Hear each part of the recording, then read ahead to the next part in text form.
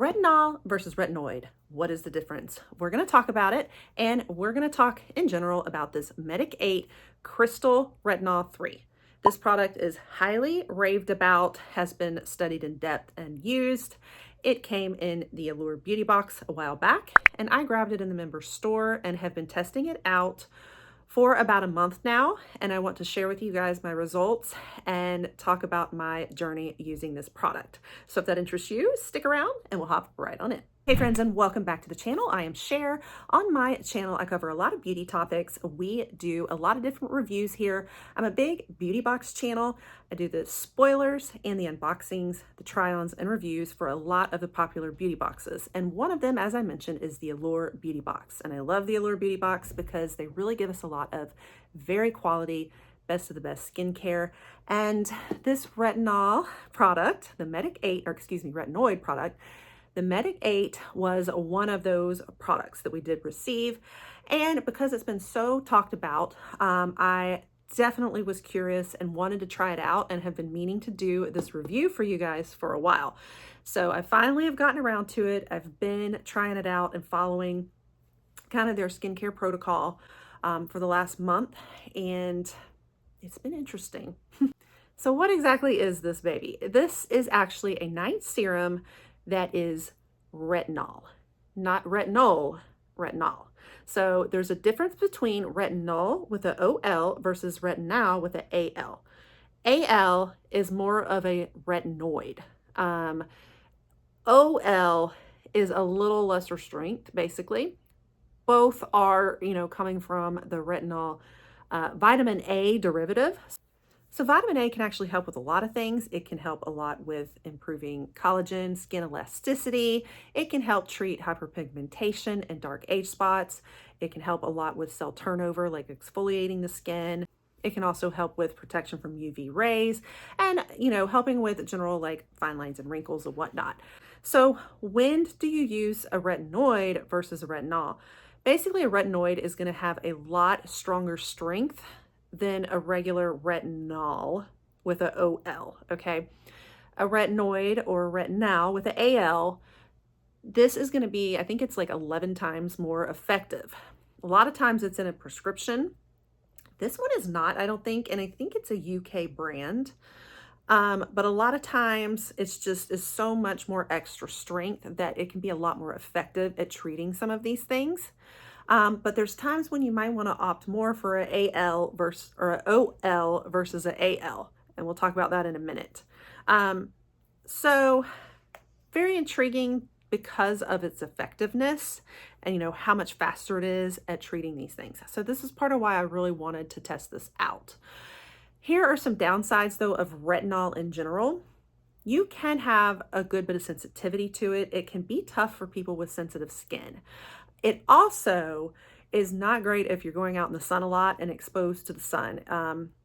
It can really cause sun sensitivity. And being a Florida girl, I'm exposed to the sun a lot more every day, or a lot more direct sun. I live closer to the equator than a lot of you guys do. So sun exposure is a big thing for me. This is part of why it's a night serum, kind of treating the skin when you go to bed rather than during the day when you're going to be out in the sun. Now, how it kind of became the difference between the two, I think the retinol with an OL, they were able to kind of bypass prescriptions more by making a lower dose, basically, essentially. So retinols with an OL tend to be more your over-the-counter products a lot of times. And I think that there are certain skin types where that's going to be even better. That's where you would opt for it more. And I think that's where the problem lies for me today and my results. So I have very dry skin. Now I don't have sensitive skin really. Now my sister has extremely sensitive skin. So I'm always kind of aware of the products out there that are better for folks like her and trying to help my audience to identify those products. And so I know like this is something she can't do. But I don't have sensitive skin, so, I test a lot of different things.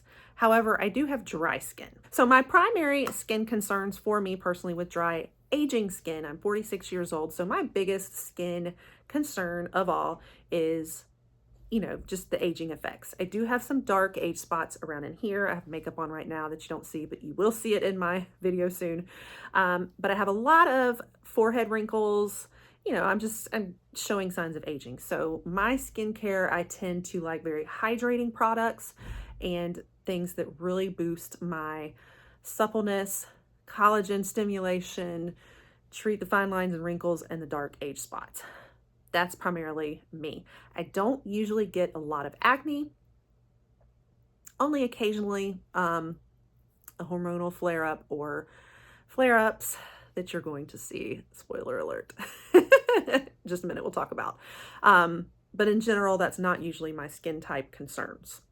I don't think that I quite realized as much that a retinol with an AL or retinoid is probably not the best for folks with dry skin like me, to be honest with you. I think that in these cases, you might want to opt a little bit more for a retinol with an OL. So I'm going to give you a spoiler alert right up front here. I did have some negative effects from using this that I wasn't really expecting because I had not started thinking about it too much.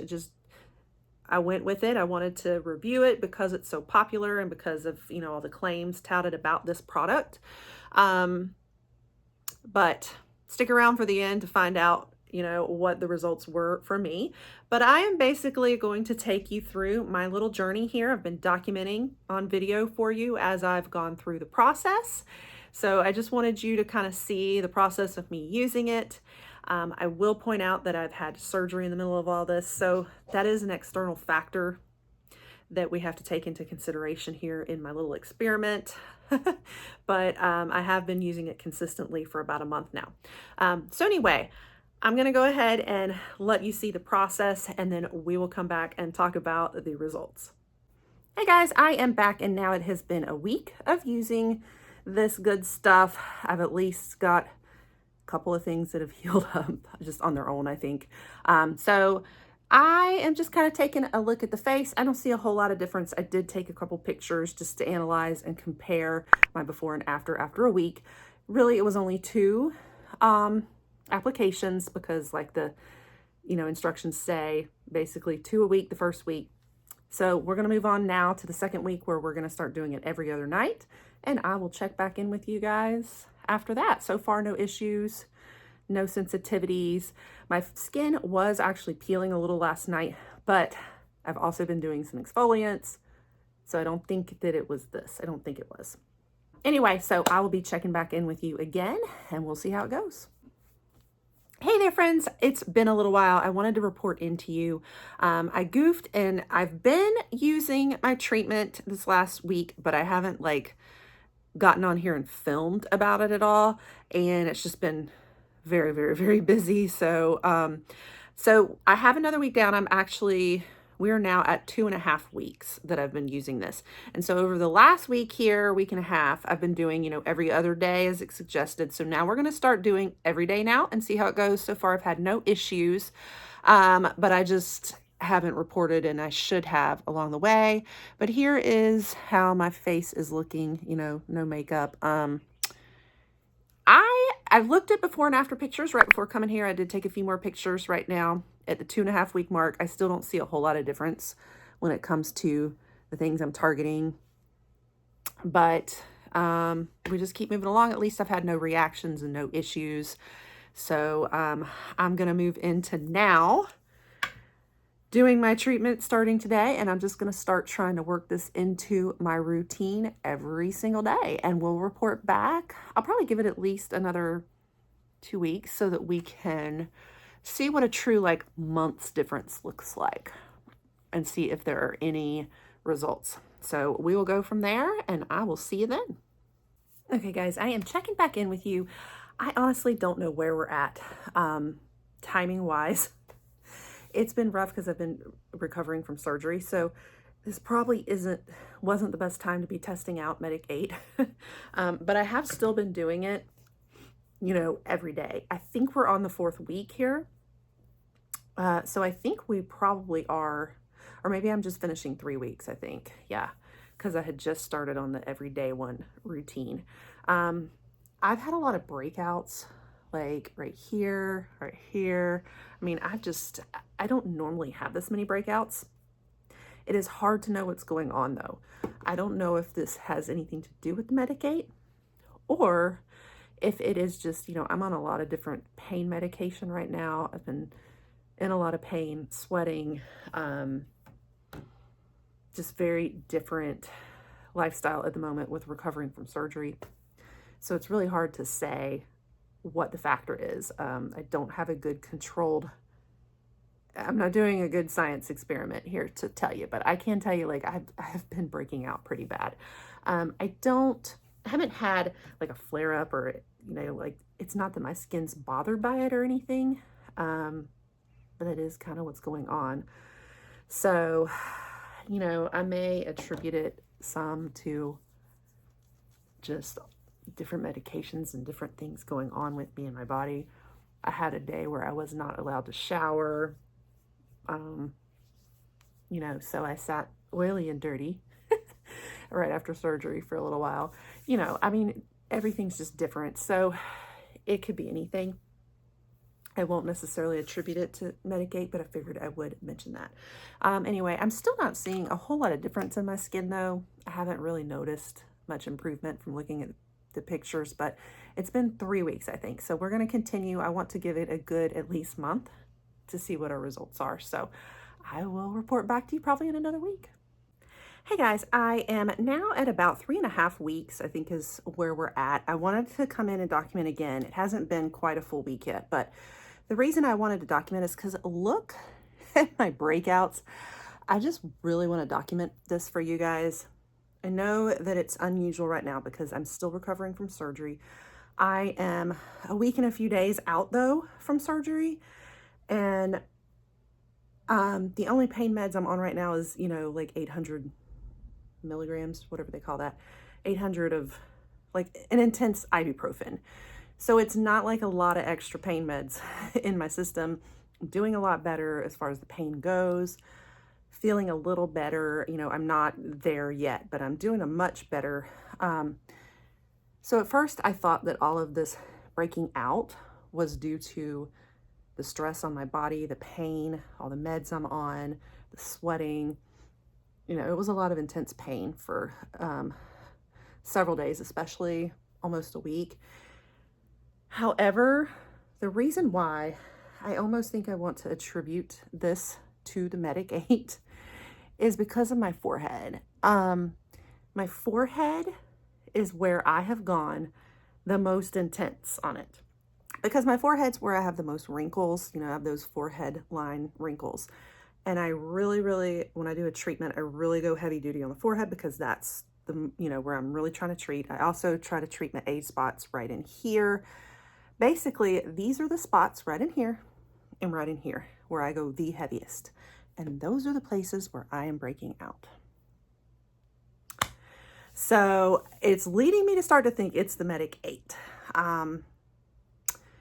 So I'm not thrilled about this. I feel like I'm kind of having a reaction to it, especially now that I've added it every day like this.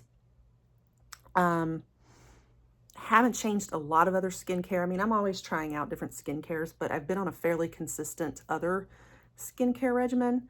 A couple of new little serums that I've tried out in like sample sizes, but none of them were like super harsh or anything. I don't think I had any reactions from those. I really feel like this is the most consistent use, and like the spots where I'm breaking out is where I have really concentrated that serum. So not good news, not something I really, and I know with some treatments, it does kind of like you know, there are certain ones, especially ones the dermatologist puts you on, and the very heavy duty extra strength ones that are really treating. Sometimes you do have a worse flare up where your skin gets worse before it gets better. I don't like those though. I didn't need this. I did not need this. So I am going to give it a few more days. We're going to get to week 4 and I'm going to call the verdict then. And we are going to decide, basically, if it stays like this or worse, I'm done. And I'm not going to continue with the treatment, and we will finish our review. If it gets better, then I guess we'll go from there. So I'll report back to you then. Okay, guys. it hasn't been a full week yet. I'm about like 2 days shy of a month, and look at this. I can't stand it anymore. I'm quitting. It's worse, I think. I keep breaking out, and I'm off of meds now. Not in a super amount of pain. Like, this should be going away. I truly think it's Medik8. So we're calling it quits, and I'm afraid I'm going to have to give this a review. But maybe it is a good lesson in, you know, dry skin types or just some people proceed with caution when using retinoids. Yeah, it didn't seem to bother me at first when I was only using it like every other day.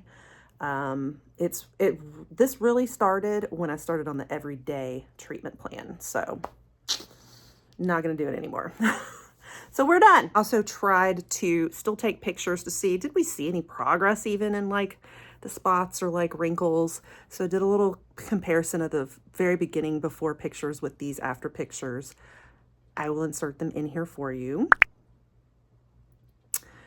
Yeah, I really don't see enough progress to make it worth this after a month, you know? So that's my thoughts. So bottom line, guys, I think that, as I kind of mentioned earlier, I think that just for somebody with a dry skin type like me, you probably might want to even avoid retinoids in general. And I do have also a tretinoin treatment that I had started at 1.2, similar idea. I'm really reconsidering I might not do because I wasn't expecting it to flare up with like acne and stuff, but I really and truly do equate this to being this cream because it's the only thing I've been putting like right in these areas. It's all in the areas I've concentrated it on the most. And I've just never really reacted to a skincare like this, honestly, since I was a teenager. So unfortunately for me, I think this was a flop. You know, I'm glad that it has worked for a lot of people, but I just don't think it's going to be the product for me. And I want to caution others with similar skin types like mine that it can do this. But retinol in general is known to be tough for anybody with any kind of sensitivities. It's something you might want to avoid in general. So anyway, that wraps it up today. I hope that that was helpful for you guys. I really wanted to document it, been wanting to do this for a while. And unfortunately, I'm sorry that it did not end up with the most positive review from me, but wanted to have an honest reflection of what happened in my skin. So hopefully that was helpful. Stick around if you enjoy reviews like this. I like to kind of take some of these interesting products like this from our beauty boxes and from, you know, latest beauty news and research out there and do a review for you ever so often when I find it to be, you know, an intriguing product like this. So you'll see things like this from me, but in general, I love to cover the beauty boxes, a lot of the reviews for those and the spoilers and whatnot. So if all of that interests you and you love all things beauty and occasional vlogs as well, you'll want to stick around, pop that subscribe, and I'll catch you guys on the next one. Bye.